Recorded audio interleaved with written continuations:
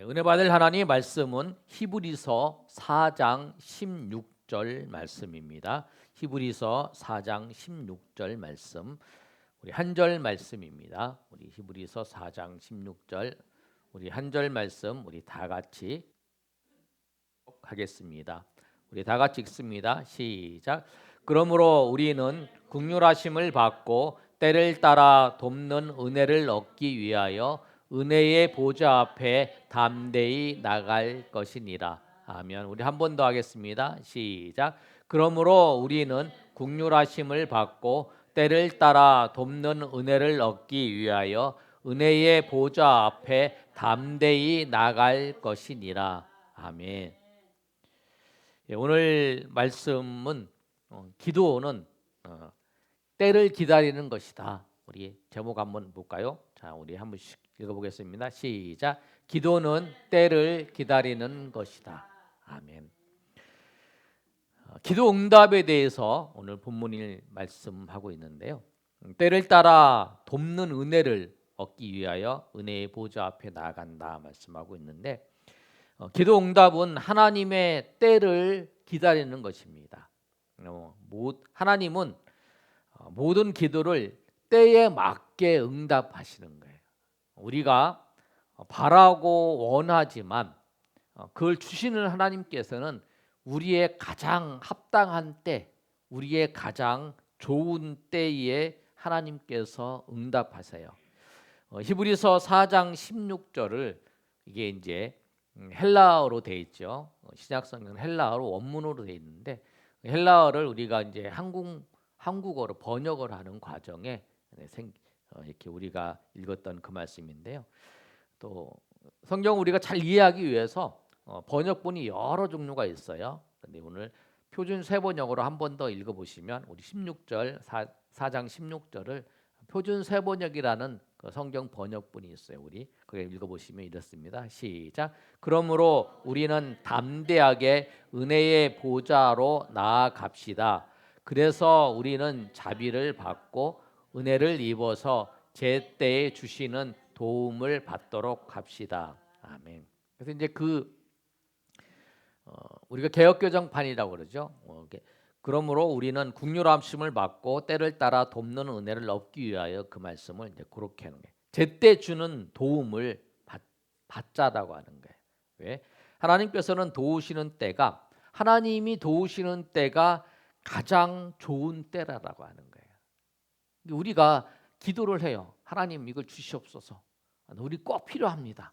우리 하나님 기도를 하는데 하나님 그걸 주시는 분이 하나님이시잖아요. 그런데 그걸 주시는 분이 하나님이신데 그 주시는 때가 내가 생각할 때는 이게 이때가 가장 좋은 것 같아서 우리는 요청을 하지만 하나님은 그게 아니고 모든 것을 아시는 하나님은 하나님의 가장 좋은 때에 우리에게 주시는 거예요. 그 기도는 오늘 말하는 때를 기다리는 거예요. 기도를 하고 때를 기다리는 거예요. 전도서 3장 1절의 말씀에 보면 읽어볼까요? 전도서 3장 1절 말씀을 보면 시작. 범사에 기한이 있고 천하 만사가 다 때가 있나니. 그리고 때가 있다라는 거예요. 때. 오늘 낮에 우리가 봤던 갈라디아서 6장 9절의 말씀에도 그래요. 갈라디아서 6장 9절 말씀을 보시면 앞에 준비했으니까요. 시작. 우리가 선을 행하되 낙심하지 말지니 포기하지 아니하며 때가 이름에 거두리라. 하나님의 열매를 주시는 때, 봄에 씨앗을 뿌렸어요. 씨앗을 뿌렸는데 그 씨앗이 열매를 맺는데 봄에 한 달 지나서 열매를 맺는 거 아니잖아요. 여름에 열매를 맺는 게 아니라 가을이 돼야 열매를 맺잖아요. 우리가 그때가 있는 거죠. 그때까지 잘 관리를 하는 거죠. 열매를 맺을 수 있도록 잘 관리를 하는 거예요. 그러니까 우리가 내가 생각하는 게 하나님이 주시는 그때를 우리가 생각을 해야 되는 거예요. 기도도 그러세요. 기도가 내가 기도를 하고 내가 기도에 대해서 하나님 앞에 드리지만 하나님께서 주시는 그 응답의 때가 있다라는 걸 꼭 기억하셔야 돼요. 그래서 보시면 우리 성경의 인물들을 우리가 세 사람을 한번 살펴보겠는데요. 하나님께서 때가 되어서 하나님께서 역사하셨던 걸 보여줄 수 있어요. 보여주고 있는데 첫 번째가 뭐냐면 때가 되어서 이삭이 태어났다라는 거예요. 때가 되어서 이삭이 태어났어요. 창세기 21장 1절에서부터 5절까지의 말씀을 보시면 이렇게 말씀하고 있죠. 우리 한 절씩 교독해 볼까요? 여호와께서 말씀대로, 제가 1절 읽고 여러분이 2절 읽습니다. 여호와께서 말씀대로 사라를 돌보셨고 여호와께서 말씀대로 사라에게 행하셨으므로.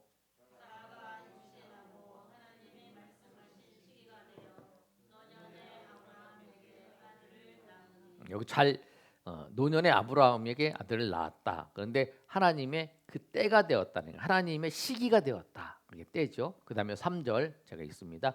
아브라함이 그에게 태어난 아들 곧 사라가 자기에게 낳은 아들을 이름하여 이삭이라 하였고.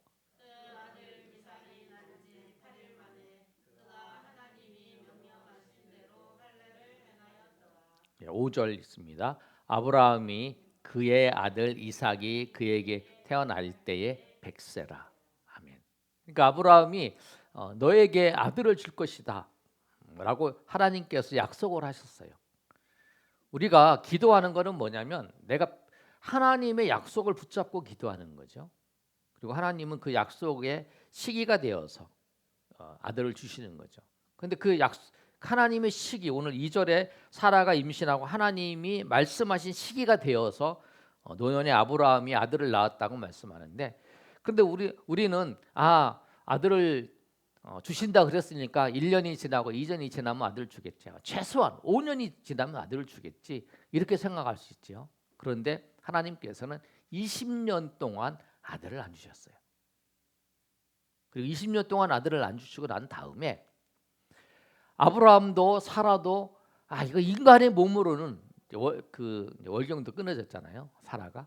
그 아브라함 늙었고 인간의 몸으로는 도저히 아들을 낳을 수 없는 그런 상태가 되었을 때에 하나님께서 아브라함과 사라에게 아들을 주신다고 약속을 하신 거예요. 그리고 그 아들을 주셨어요. 그리고 아들을 태어난 거예요. 그랬을 때에 사람들은 저렇게 나이가 많고 저렇게 아들을 낳을 수 없는 몸인데 아들을 낳은 거는 하나님께서 약속하신 그 약속을 이루시는 거다라고 하는 거죠. 근데 그 25년 동안 25년을 잡죠. 그 나이 동안에 20년 이상의 그 약속을 붙잡는 거죠. 그때 낙심될 수 있는 그 과정 속에. 그런데 하나님은 그 때가 되어서 아들을 주신 거죠. 하나님은 아브라함이 75세 때에 약속을 하셨어요. 그리고 100세 가까이 됐을 때는 이 아브라함과 사라가 우리는 아들을 낳을 수 없어, 우리는 자녀를 얻을 수 없어라고 포기했던 때에 하나님께서 아들을 낳게 한 거예요.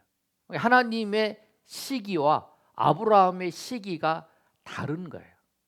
그러니까 우리가 기도하면서 하나님의 때가, 하나님은 우리에게 좋은 것으로 하나님께서 인도하시고 하나님께서는 그 약속을 지키셔요. 그런데 그 약속의 때는 내가 원하는 때가 아니라는 거예요. 내가 바라는 때, 하나님의 때라는 거예요. 그래서 우리가 항상 내가 믿음이 있다라는 건 하나님을 믿는 거예요. 그리고 하나님께서 약속하신 거면 하나님께서 분명히 응답하실 거다. 그런데 그 기간은 모르는 거죠. 왜? 그리고 그 기간은 하나님이 가장 좋은 때에 하나님은 가장 영광을 받으시는, 내가 드러나는 게 아니라 아브라함이 지금 100세 먹어서 나이 쪼그랑 할아버지가 됐는데 그때의 아들을 낳는다고 뭐가 그러겠어요. 그런데 그 아들을 낳는 그 사건을 통해서 누가 영광을 받으시냐면 하나님이 영광을 받으시잖아요. 하나님은 그 아브라함에게 주신 약속을 지키시고 아들을 낳을 수 없는 그 몸으로 아들을 낳게 하셨다라고 하는 걸 보고 이거는 하나님이 하신 거다, 이거는 누가 봐도 하나님이 하신 거다라고 하면서 영광을 받으시는 거잖아요. 그러니까 우리가 그 하나님께서 영광을 돌리는데 귀하게 쓰임 받는 그것이 더 우리 인생의 값진 거라는 거예요.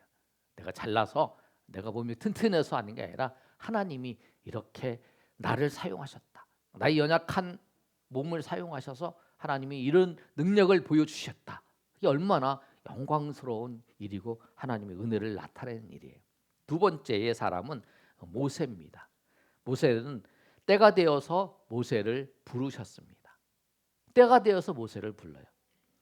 사도행전 7장 30절의 말씀을 보시면 이렇게 말씀하고 있죠. 한번 읽어볼까요? 시작. 40년이 참에 천사가 신에 쌓은 광야 가시나무 떨기 불꽃 가운데서 그에게 보이거늘.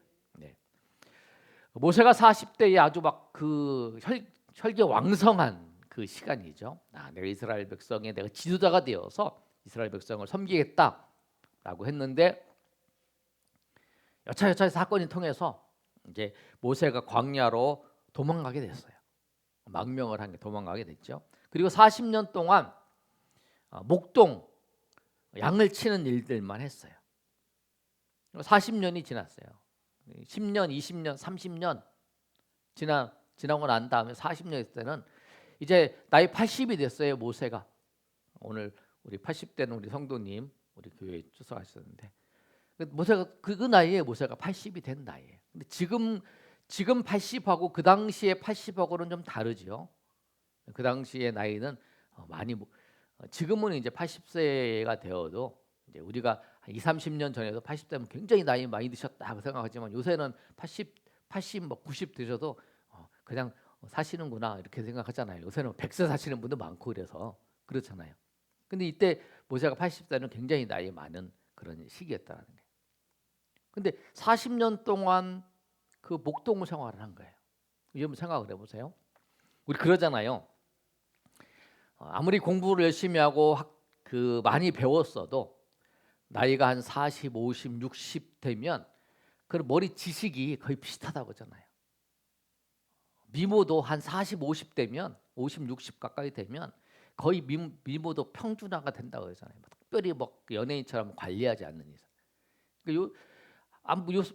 이 모세가 40년 전에 아무리 그 이스라엘 이집트에서 엄청난 그 교육을 받았어요. 근데 40년이 지났어. 40년이 지나면 강산이 3번, 4번 바뀐 거잖아요. 그러니까 완전히 이제 바뀐 거죠. 40년 전 이야기를 하면 옛날 얘기 같잖아요. 지금 오늘도 빨치산 얘기 막 하시더라고 보니까. 그런데 옛날 얘기 같잖아요. 옛날 얘기. 그 얘기하는 50년 됐구나. 그렇게 느껴지잖아요. 그런데 그렇게 된 나는 이제 아무것도 못한다라고 생각할 때에 하나님께서 40년이 지냈을 때에 모세를 하나님께서 부르셨다는 거예요. 40년 만에. 나는 이제 더 이상 할 수 없습니다. 나는 이제 지도자가 될 가능성이 없습니다. 그럴 때 하나님이 부르신 거예요. 하나님이 부르시는 때하고 모세가 생각한 때하고 다른 거죠. 그러니까 기도는 하나님이 때가 되어서 부르시는 거예요. 하나님의 때를 우리가 잘 생각하셔야 돼요. 우리가 기도를 하지만 하나님이 내일 이루실 수도 있어요. 우리가 기도한 거 어떤 거는. 급하신 건 하나님이 이루시죠. 또 어떤 거는 시간을 들릴 수 있다는 거예요. 그런데 나의 때에 맞춰서 하는 게 아니라 하나님의 때를 기다리는 거예요. 그래서 하나님은 하나님의 때를 정하시고 하나님의 때에 따라서 인도하시는 거예요. 그래서 우리가 기도하는 사람은 하나님의 시간 안에서 우리가 인도함을 받는 거예요. 그래서 하나님은 때를 정하시고 우리를 기다리시고 인도하신다는 걸 꼭 기억하시길 바랍니다. 세 번째, 때가 되어서 요셉을 기억하셨습니다. 창세기 40장 21절에서 23절까지 말씀을 보시면 한번 읽어볼까요? 한 절씩. 제가 먼저 21절 읽습니다. 바로의 술 맡은 관원장은 전직을 회복하며 그가 잔을 바로의 손에 받들어 드렸고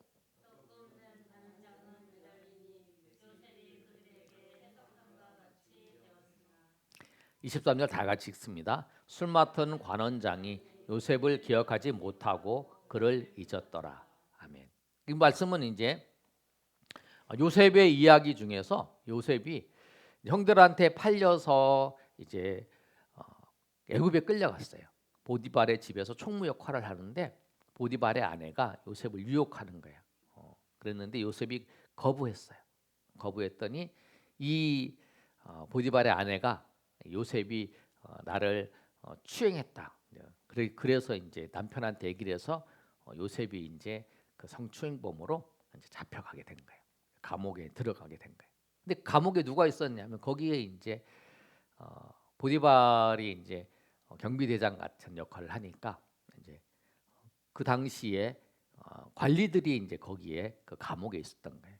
두 사람이 있었대요. 술 맡은 관원과 떨 맡은 관원장이 있었던 거예요. 그런데 한 사람은 똑같이 꿈을 꿨어요. 그런데 요셉이 꿈 해몽을 해주는 거예요. 당신은 죽임을 당할 것이다. 당신은 이제 관직을 회복할 것이다. 그러면 당신이 관직을 회복하면 나를 기억해서 나를 이 감옥에서 풀려나게 해주세요라고 이제 부탁을 한 거예요. 그런데 요셉의 말대로 떡 맡은 관원장이 22절의 말씀처럼 매달리게 되고 그 다음에 술 맡은 관원장은 21절에 있는 말씀처럼 전직을 회복하게 된 거예요. 그런데 술 맡은 관원장이 요셉을 잊어버린 거예요. 기억하지 못한 거죠. 자기가 꿈을 해몽해줘서 그대로 됐는데 기억하지 못한 거죠. 그런데 그것이 이제 지나갔죠. 저 관장이 술 맡은 사람이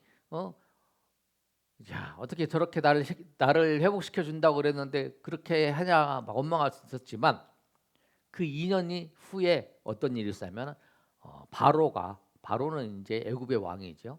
애굽의 왕이 꿈을 꿨는데 그 꿈이 어떤 꿈인지 막 그게 알고 싶은 거야.